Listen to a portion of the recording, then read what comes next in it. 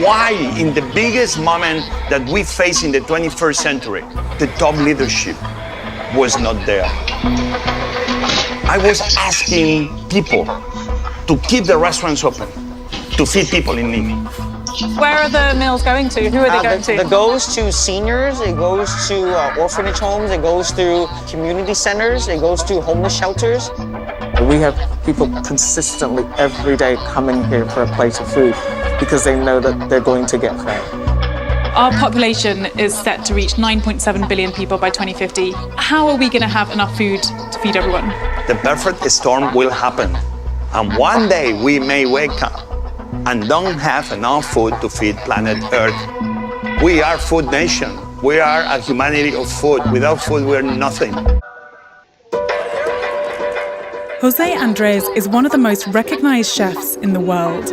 Originally from Spain, he's been crowned the godfather of tapas, and his avant-garde cooking can fetch up to $300 per meal. He's a New York Times bestseller, a TV celebrity chef, and has a rampant social media following. Recently, he's also been nominated for a Nobel Peace Prize for his heroic efforts to feed the hungry. Okay, guys, thanks for all of us getting together to talk about Jose Andres. Honestly, before we started researching for this project, I had heard the name, but I had no idea who he was. And to just give a little bit of background based on what I found out was 2016. He's a Michelin star chef, owns 30-ish restaurants across the globe, has meals that go for as much as $300 a plate. He's vacationing out in the islands and having dinner with several people, including Anthony Bourdain. And here's the news about the earthquake in Haiti. Immediately rushed out to Haiti and started organizing food for the victims of the earthquake. You'll see my background up here is he's Cigar Aficionado's cover for this quarter because he is a big cigar guy. And he tells a story in the article about when he first tried to get into Ukraine when Russia attacked. He had to get past a bunch of checkpoints, Russian checkpoints. And the way that he did is he had cases of his favorite cigars that he gave to the Russian soldiers to bribe them to let him through and let his convoy of food through into the Ukraine.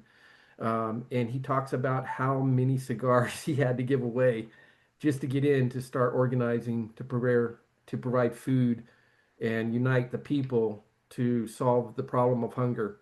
He has gone in when Hamas attacked Israel and fed Israelis. He's in the Gaza Strip now. Matter of fact, there was that big article last year, I think it was last year, where a convoy of aid was attacked and 7 people were killed. That was World Kitchen Trucks, and he lost 7 people to that. So it's a very serious thing that he and his crew do. And yeah, I'm definitely impressed. Andrew, what was your takeaway? What stood out to you? Yeah, he's very impressive.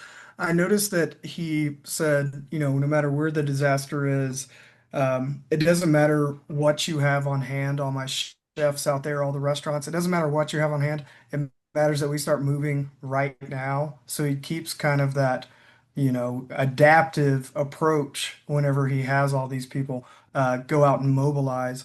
And he's not afraid to go anywhere. He just exemplifies a lot of strong leadership that we talk about in this course. It was kind of my takeaway on him. He had a episode in Joe Rogan's podcast in May of 25.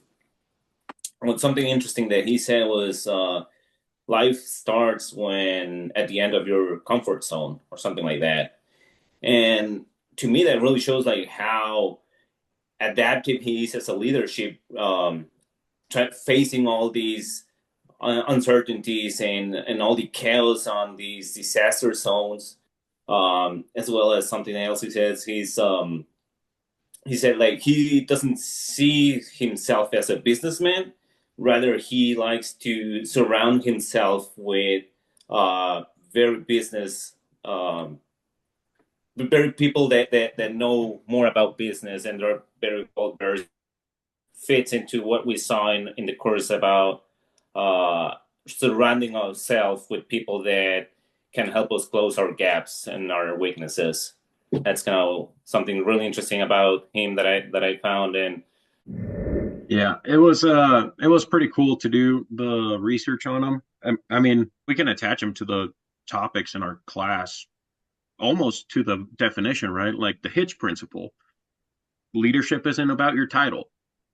The assemble principle, like you were saying, Gilberto, like it's pretty, he doesn't do it alone.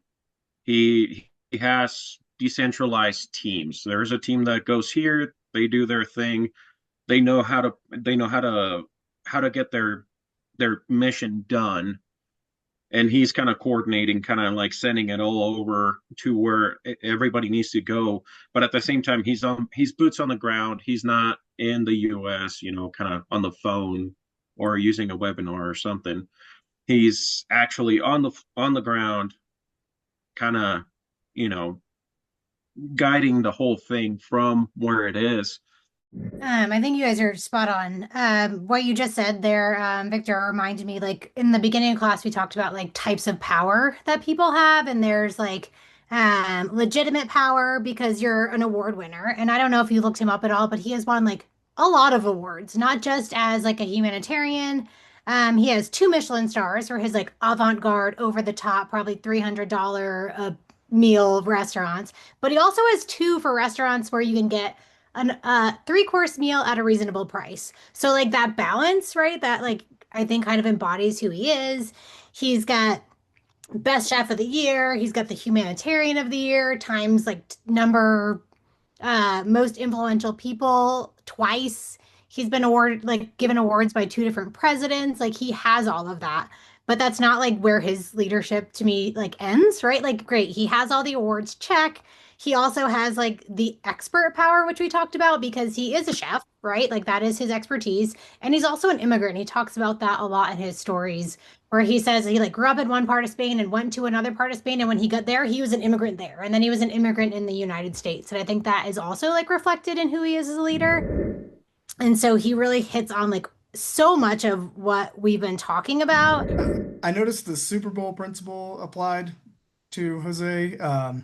He elevates his performance under pressure. He goes to he goes to war zones. He goes to these catastrophes and performs at a high level when he's under that pressure and coordinates his teams to, execute at a high level under all that pressure.